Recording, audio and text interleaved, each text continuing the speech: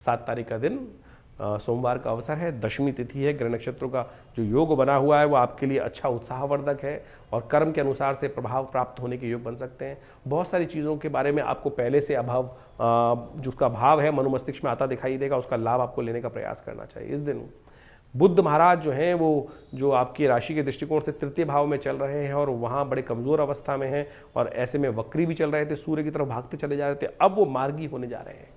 शाम को करीब करीब 4 बजे के आसपास वो मार्गी होंगे। सही विचार मन में आने शुरू होने के योग बनते दिखाई दे रहे हैं।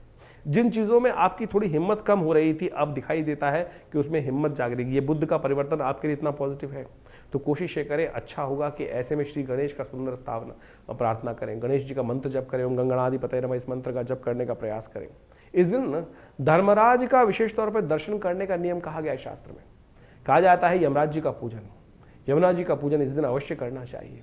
इस दिन एक दीप दान करना चाहिए।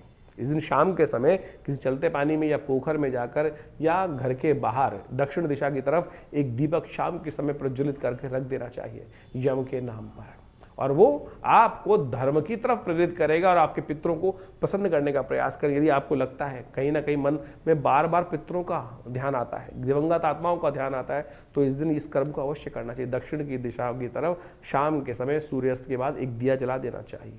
छोटा सा कर्म है और कहा जाता है बड़ा कल्याणकारी योग बनाता है। 8 तारीख का दिन मंगलवार का अवसर, एकादशी तिथि और कामदा एकादशी का सुंदर योग बन रहा है।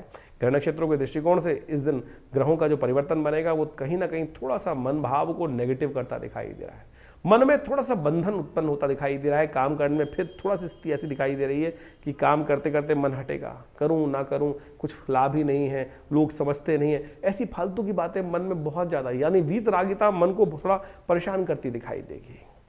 थोड़ा सा कोशिशें करें, भगवान विष्णु का स्तवन करें। कामदा एकादशी है, कहा जाता है कि शुक्ल पक्ष में जो एकादशी आए उस दिन अवश्य भगवान विष्णु का स्तवन करना चाहिए। भगवान विष्णु को बिल्कुल पंचामृत से स्नान कराकर उनका चरणामृत ग्रहण करें।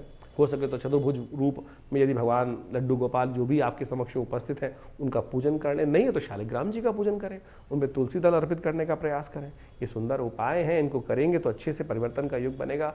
जो संसार से वियोगात्मक योग बन रहे हैं वो धीरे धीरे परिवर्तन की तरफ जा सकते हैं।